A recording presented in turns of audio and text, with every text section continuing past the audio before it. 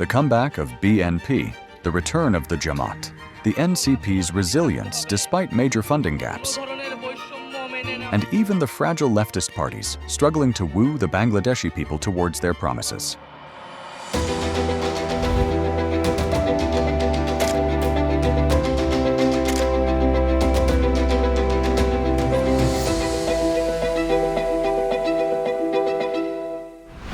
Pretty much since the inception of Bangladesh, the Awami League had held sway over the country, being the party that fought for its existence. From 2009 until 2024, Awami League dominated the state for a straight 15 years. Opposition parties say elections became managed and dissent was punished. Awami League leaders counter that they delivered stability and growth. The 2024 uprising ended that era violently and abruptly. An interim cabinet under Muhammad Yunus took charge with a narrow mandate: keep the state running, investigate corruption and violence by Hasina's government, and set up a credible election. A tribunal case against Hasina that culminated in a capital sentence over the protest killings. The irony was that the same tribunal that was set up by BAL to investigate violence during the independence movement was now investigating the sins of the daughter 54 years later. Awami League loyalists call it revenge. Survivors call it accountability. The BNP calls it an opportunity. And the NCP calls it a revolution. But definitions matter less than the reality on the ground. For the first time in 50 years, the untouchables are in the dock, and the certainty of the old political order has been replaced by something far more volatile: the unknown.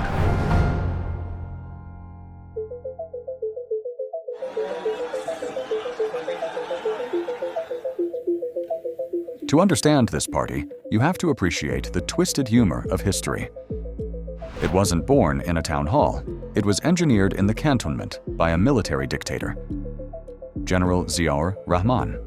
Yet today, the party of the general returns as the self-proclaimed champion of democracy. For decades, critics feared that Zia's widow, Khaleda Zia, had the potential to become an autocrat, to turn Bangladesh into a one-party state. But fate flipped the script. It was her rival, Sheikh Hasina, who actually became the dictator. And Khaleda, the dictator's wife, spent the last decade of her life under house arrest. Rebranded as the mother of democracy, Begum Khaleda Zia passed away having not seen the Bangladesh to come. Her son and successor, Tarique Rahman, he carried convictions that critics cite as proof of political victimization. In December 2025, he came home at his mother's funeral after 17 years away.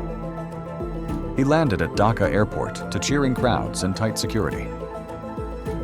Many diplomats now describe him as a leading contender for the February 2026 vote. For supporters, Rahman's return signals survival. For skeptics, it confirms something else. Bangladesh is still a country where the leading contenders are familiar family names, not new institutions. The Yunus government has allowed BNP to campaign, unfreeze parts of its organization, and contest the July Charter's details in public. It has also kept distance, refusing to endorse any single bloc. In press conferences, Yunus repeats the same line: the interim will guarantee a fair contest, not pick a winner.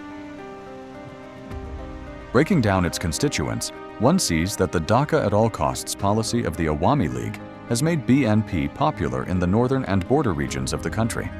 And in contemporary dynastic fashion, Bogra and Feni, which are the birthplaces of General Ziaur Rahman and the late Begum Khaleda Zia respectively, are also major strongholds for the party. This constitutes almost 31% of the voting populace. BNP. Strategists claim that they hold the anti-India vote across the country, adding another 5%, and that they will claim the centrist vote from conservative Bangladeshis who don't want to vote for the Jamaat, adding another 3%. They estimate they will take home close to 40% of the total vote. With a simple majority within grasp, they will not even need to create a coalition with the Jamaat or the NCP.